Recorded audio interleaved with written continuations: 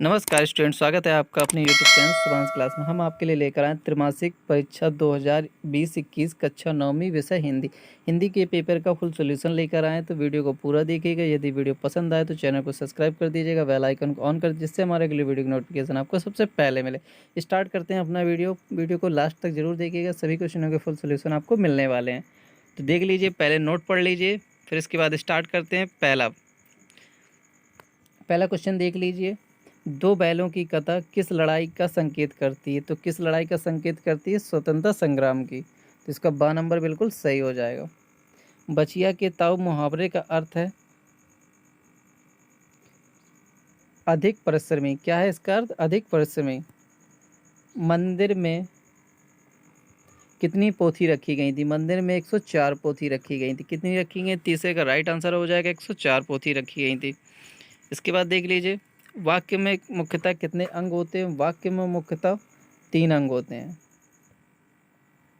इसके बाद देख लीजिए क्वेश्चन नंबर 5वां, कालिंदी फूल कदम्ब की डारन में अलंकार है। कौन सा अलंकार है? उत्प्रेक्षा अलंकार। कौन सा अलंकार? उत्प्रेक्षा अलंकार है। इसके बाद देख लीजिए, नेक्स्ट क्वेश्चन है, अर्थ की दृष्टि से वाक्य के कितने प्रकार होते हैं? अर्थ की दृष्टि से वाक्य के 8 प्रकार होते हैं। नवरत्न में कौन सा समास है? नवरत्न में द्वंद्व समास है। कौन सा समास है? द्वंद्व समास है। संगोष्ठी में उपसर्ग है। कौन सा उपसर्ग है? सम।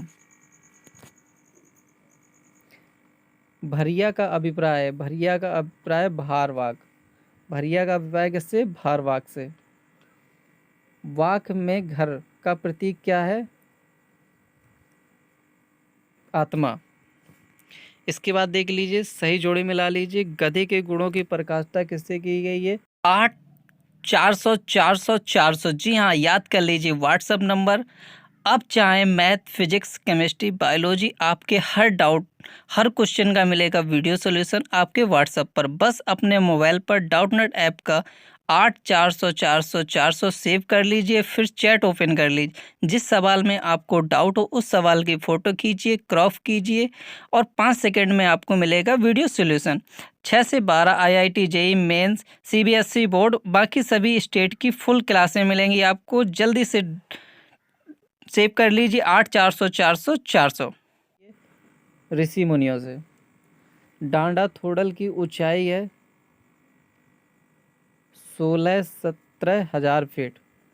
पख पखी किसे कहा गया है? पक्ष विपक्ष को। कच्चे सकोर किसे कहा गया है? कच्चे सकोर कहा गया है स्वाभाविक रूप से कमजोर। इसके बाद देख लीजिए, सूरज का विवाह किससे हुआ? रामधारी सिंह दिनकर की रचना है। तो पहले के गधों की प्रकाष्ठा किससे की गई? ऋषि मुनियों से। ठांडा थोड़ल की ऊंचाई कितनी है? 16-17 हजार फीट। पका पंखी किसे कहा जाता है? पक्ष विपक्ष को। कच्चे सकोरे किसे कहते हैं? स्वाभाविक रूप से कमजोर। और सूरज का विवाह किसमें? रामधारी सिंह दिनकर। इसके बाद देख लीजिए, एक वाक्य में उत्तर देना है। मूर्ति मधुर मनोहर देखी भय विदय मोय। इसमें क्या है? उपमा अलंकार है। क्या है? उपमा अलंकार है। कोई दो महाकाव्यों के नाम लिखो। महाकाव्यों के लेखकों के नाम। तो रामायण और महाभारत, वेद व्यास और गोस्वामी तुलसीदास। इसके बाद मेजबान कहानी किस लोक भाषा में लिखी गई है? तो मेजबान कहानी संस्कृत में लिखी गई है। कवि रसखान पत्थर के रूप में किसका अंश बनाना चाहते हैं? भगवान कृष्ण का। किसका अंश बनाना चाहते हैं? भगवान कृष्ण का। भगवान कृष्ण का। निरापद संत का अर्थ है जो कभी अपराध नहीं करता है। कांजी हाउस क्या है? उसमें बंद जानवरों को जीवन किसने दिया और कैसे बचता है? वह स्थान जहाँ पर आवारा फिरते हुए गायों को या जानवरों को रखा जाता है कांजी हाउस कहलाता है। नेक्स्ट है, प्रेमी को प्रेमी मिले सब विष अमृत होए। काव्य में विष और अमृत का प्रतीक क्या है? प्रेमी और प्रेमिका। प्रेमी और प्रेमिका।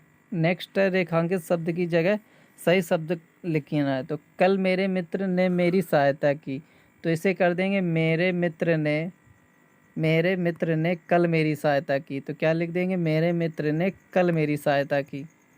इसके बाद देख लीजिए, इसी का अथवा देख लीजिए इसको भी।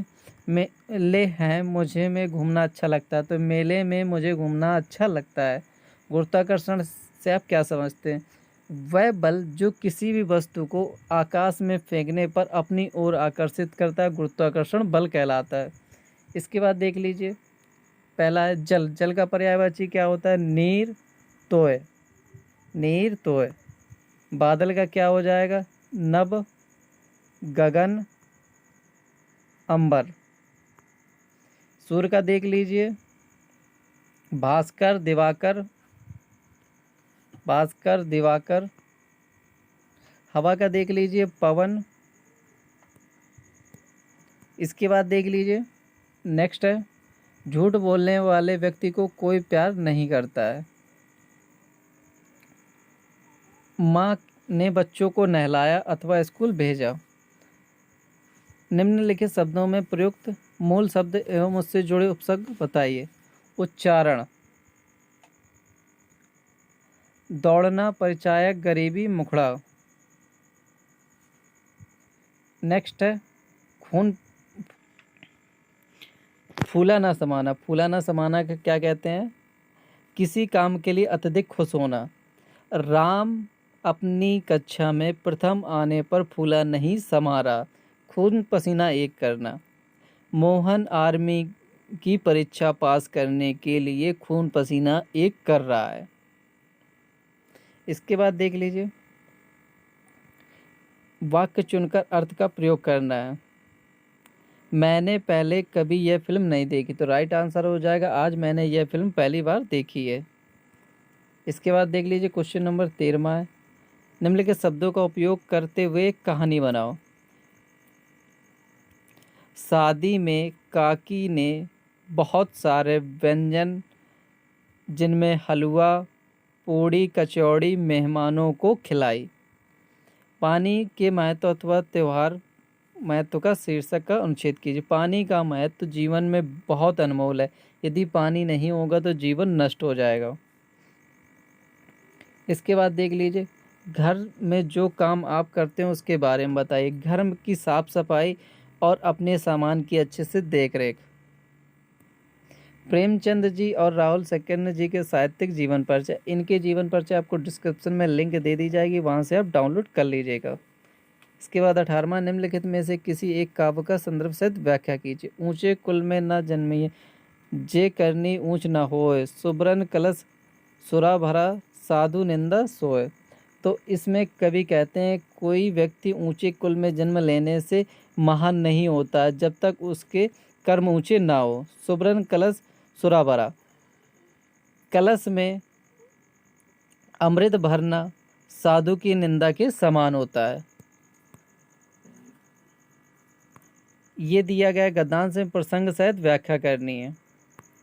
यदि आपको इसके बाद दिया गया आपके नाम रमेश है और आप केंद्रीय विश्वविद्यालय भोपाल के छात्र हैं, आपके परिवार की आर्थिक स्थिति सही नहीं, आप शुल्क माफ़ी के लिए विद्यालय को प्रधानाचार्य को प्रार्थना पत्र कैसे लिखेंगे? तो लिखेंगे सेवा में केंद्रीय विश्वविद्यालय, सेवा में महोदय केंद्रीय विश्वविद्यालय भोपाल।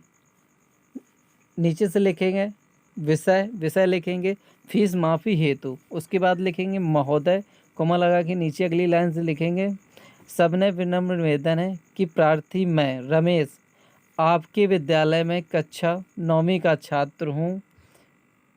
मैं पिछले 4 सालों से प्रथम कक्षा में उत्तीर्ण हो रहा हूँ, लेकिन इस वर्ष मेरे पिताजी की आर्थिक स्थिति सही नहीं है और वो मेरी फ़ीस देने के लायक नहीं है, इसलिए मैं आपसे अनुरोध करता हूं कि मेरी फ़ीस माफ़ करने की कृपा करें जिससे मेरा उज्जवल भविष्य हो सके। नीचे से लिख देना धन्यवाद, आपका आज्ञाकारी शिष्य। इसके बाद देख लीजिए क्वेश्चन नंबर 22 है, कोविड-19 समस्या एवं समाधान। इसके लिए ऐसे लिखना है, इसके लिए डिस्क्रिप्शन में लिंक दे देंगे, वहाँ से डाउनलोड कर लीजिएगा। धन्यवाद।